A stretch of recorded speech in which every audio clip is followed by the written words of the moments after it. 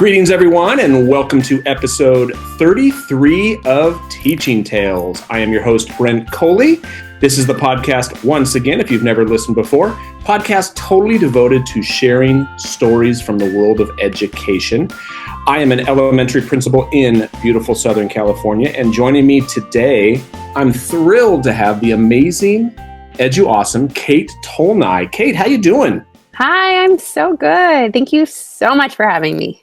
Absolutely. It is my pleasure. I know we've tried to get our schedules to mesh so we could get a chat scheduled, and we've finally done it. So I'm really excited about what we're going to talk about today. But before we dive into our stories, let anyone who is not familiar with Cate, who is Cate? What does Cate do? Who's Cate? Well, currently I'm working at Q, which is so surreal. It still feels like it's dreamy. How do I say? It's great. I really do think that my job as the director of member engagement at Q is it's totally set me up to be a cheerleader for all the people around us that are just doing really good things, and it's pushing me out of my comfort zone, which is great. Most of the time. Most of the time, yeah. Always fun, but good. Yeah, because I spent 10 years teaching mostly middle school history, and then I was 4 years a tech coach at the district and county level, and then here I am now and doing marketing and communications, and I'm marketing to the products, which are people, which is the learning, and I'm marketing it to people like me, and so it's every day's an adventure, and the team's amazing, and yeah. That's awesome. No, that's congratulations on your new position. You're perfect for it. So today we were going to talk about, when you and I had kind of messaged on Twitter to talk about, well, what kind of stories do we want to share? I know that I saw one of your sessions at a conference last April, on gamification, on making professional development, learning, anything regarding education, making it fun. The buzzword is gamification, and that is right up your alley. So tell us some stories, or and if you want to maybe start with, for anyone who is, what is gamification? That's not in the dictionary. What is gamification? And then if you can share some ways that you have seen gamifying or making learning like a game benefit students. I love how you ended, and I'll segue with that gamification is about making learning like a game. It is not using games for learning. So for example, sixth grade history, having the kids create a board game and having the question cards be about the unit that they studied. That's game-based learning, and it's awesome and it's fun. But gamification is really different. It's when you take a situation that is not a game at all, let's say a unit review, where there's a big test coming up, kids need to cover a bunch of different stuff, and you have them answer the questions and then run up and shoot a ball into a basket, and they get points for their team on top of actually doing the learning. So it's taking an activity or a lesson that is not a game, and it's adding what we call game mechanics to it. So this layer of gamification over it. And a lot of times when I've talked about this, people are surprised at the fact that they are actually gamifying their classroom by, creating a point system, even giving kids choice, having, pulling random numbers and having kids participate that way. I mean, all those game mechanics are valuable. And I think most importantly, I want teachers to kind of honor that they are doing that good work. Instead of saying, it's too scary, it's too new, it's buzzy. It's actually something we've been doing a long time. Exactly. I mean, how many times have you, like you mentioned, reviewing for tests or something like that, where we've made it into a game? Mm-hmm. When you said you taught middle school history for 10 years. Yeah. Career. 10 years. I mean, can you give me an example of how you did something like that in your classroom? Well, some of my favorite game mechanics, I think, for the classroom, back when I was using it, I would often give my students opportunities to choose, which is a game mechanic, right? Choose their own paths of learning. Mm-hmm. And at this, and also allow them to award themselves points by self-assessing. So those are two game mechanics that I leveraged often. There was this one unit that I taught every year that was about the Mesoamerican cultures. And there's so much. I mean, you can spend a whole year talking about the Mayans, the Incans, and I mean, you could go on. And I felt this pressure to cover so much. And then I was like, time out. Why am I working so hard? Like, why don't I let the kids choose one or two areas of interest that they really want to pursue? And so we started this unit by just brainstorming a ton of different ideas and allowing kids to just organically figure out what they're curious about, right? So that choice and taking the judgment away from it. There's really no wrong way of brainstorming up on a big whiteboard. And then once the kids made their choices, it was about walking them through the research process, which is not a game. Let's clarify. The research process for 7th graders is not a game. But when you start to add elements, again, when you start to release them into the world of research with strategies, and you empower them to make choices and partner up and work together and create learning opportunities that are truly based on their interests, that's when you get these really amazing projects. And then the self-assessment piece where they're putting points and using rubrics to do that. I mean, I definitely wanted them to be in charge of articulating their progress.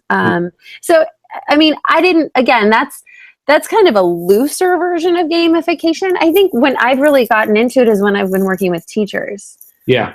So how have you done that? Yeah. So teachers are a lot like middle school students when you teach them.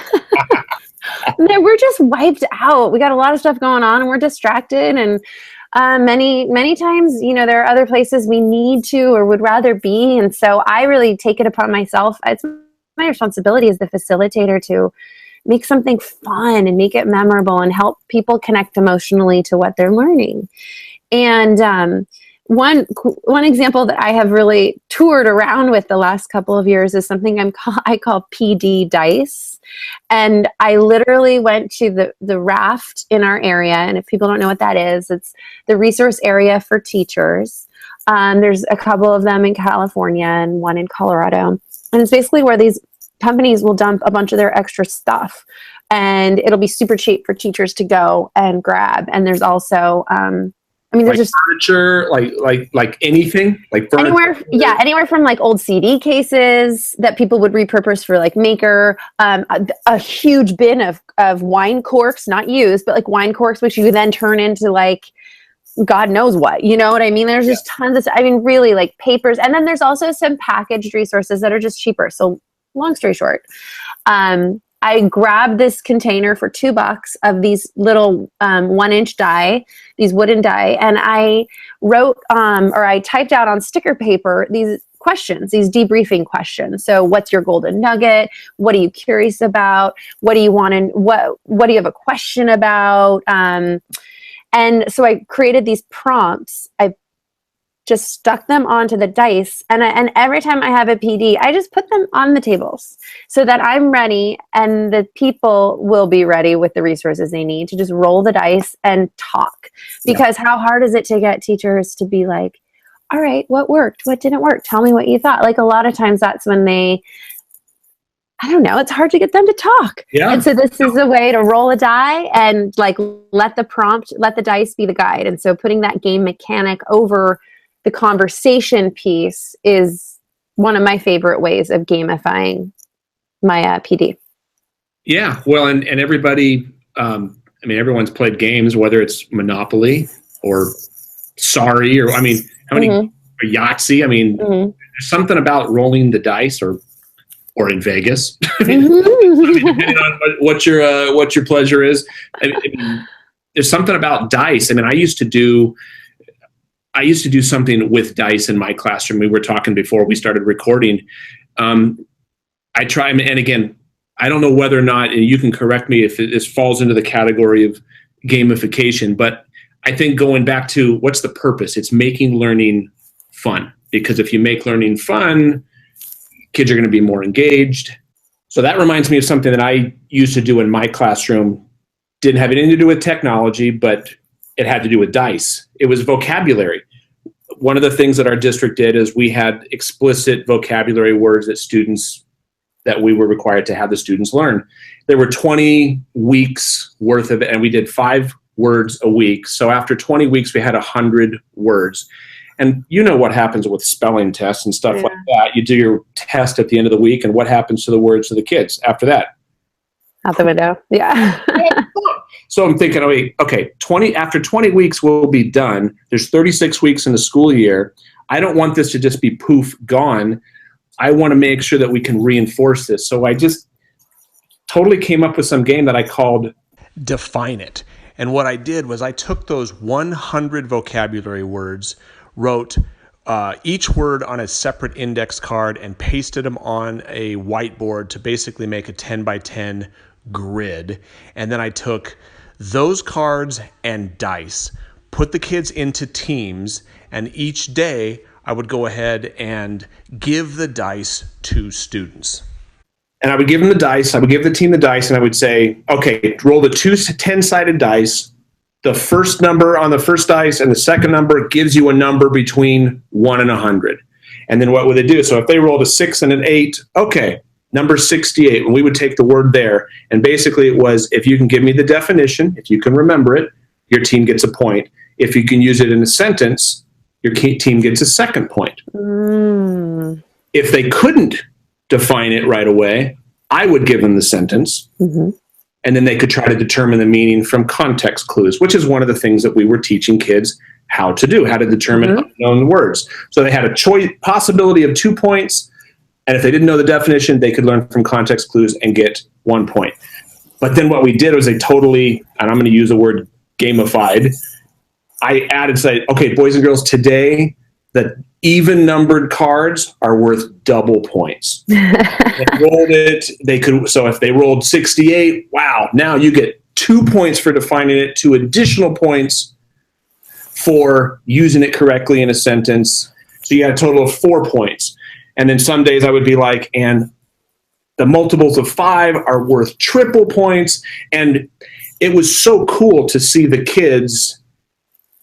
It was vocabulary. It was what's the definition of a word that they were eating it up because I was putting dice in front of them. Right. And by adding those elements like, hey, double points, triple points, no team was ever out of it. That was the beauty of it. If you had one team, because nobody likes to lose, and you got that, it's like, I'm 50 points behind. Not that everyone would get that far behind, but if they were 20 points behind and it was perfect, sometimes it's like, no, these are worth 5 times the points. A team that was in last place in one day could catch up. It was. But does that meet the definition of gamification? Yeah, it's putting game mechanics, it's laying game mechanics over an activity that is not a game, which is really like adding that layer over the vocabulary exercise. And as you were talking, I was thinking, okay, here we are talking about dice and we're talking about points, and those are probably like a very simple entry point into this.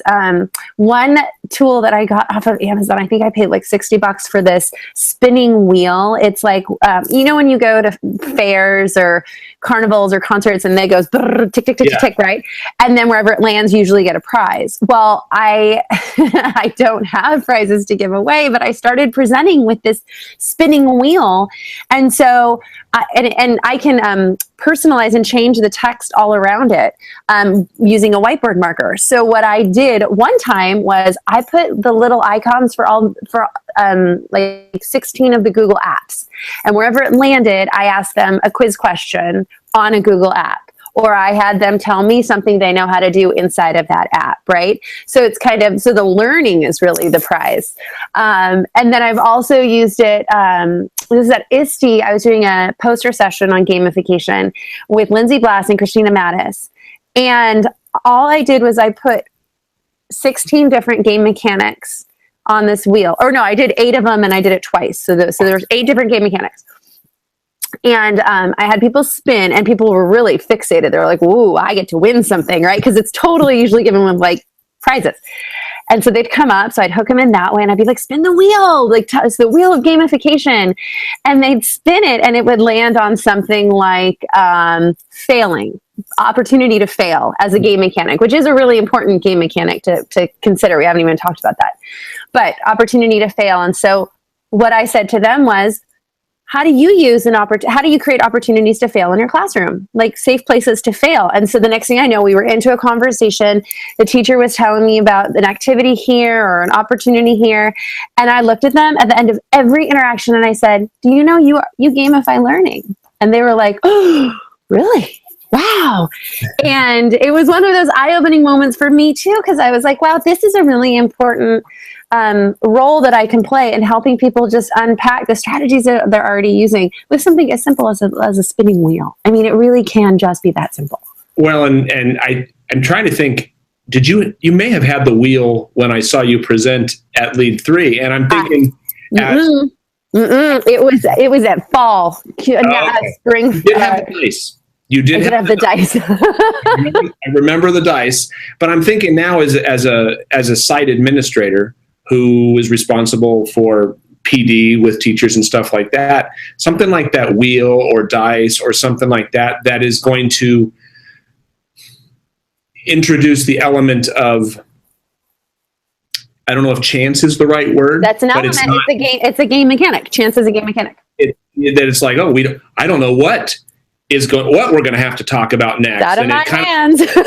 Put people on their toes in a good way, that it's not like, oh geez, here we go again, another boring staff meeting, which I'll readily admit I've been responsible for, and we've all sat through them, and I will readily admit that I've been responsible for planning them. So that's one of the things that I'm excited about having a conversation like this is, okay, what can I take from this? Yeah. And like that wheel or that dice, I'm right now I'm thinking, and for any of my teachers who I know a few of them listening here, now they're going to hold me to this. So I'm putting myself out there that I'm going to have to introduce something like this, but shoot, I got a lot of dice. I mean, that's easy. Right.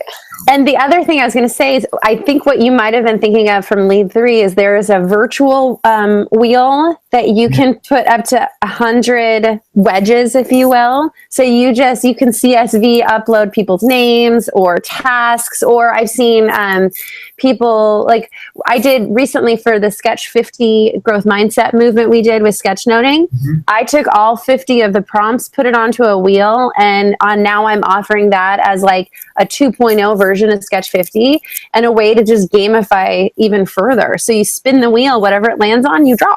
That's it. And so imagine if you had people's names in there, or maybe initiatives or elements of your PBIS program, or I mean, there's so many things you can do. And that one's free. It's wheeldecide.com. Wheel, like a wheel, a car wheel. Yeah. Yeah. Oh, that's awesome. Like the gift. Well, and another, gosh, I'm thinking you could do that in a staff meeting. You could do that in the classroom.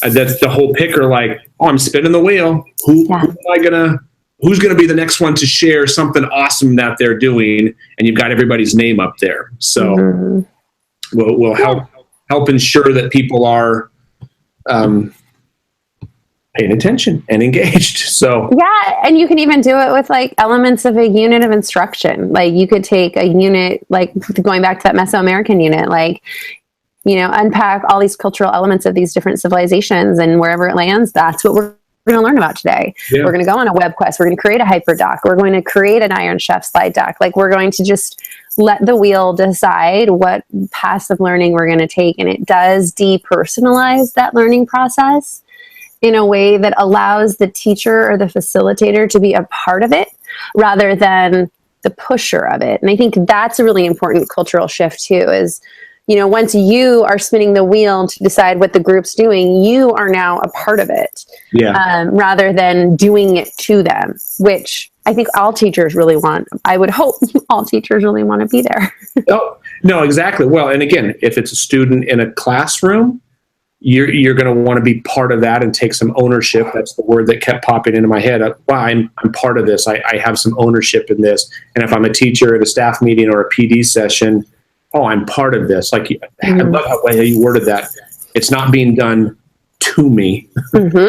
I'm being, but I'm a part of what we're doing. Exactly. No, that's, and I just think the bottom line, I mean, for anyone listening, this is what I'm taking from it is, number one, we're already doing this to a degree. I mean, I think most teachers at some level, they're already introducing some game mechanics.